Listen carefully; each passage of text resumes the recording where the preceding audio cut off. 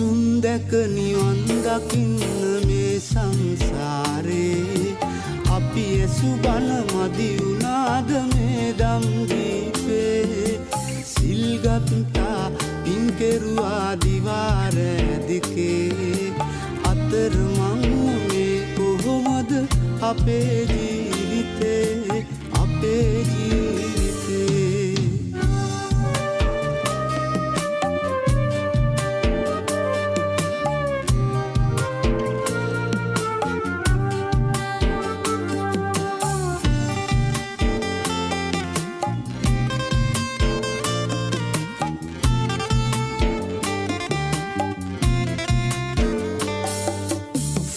දුකාරදී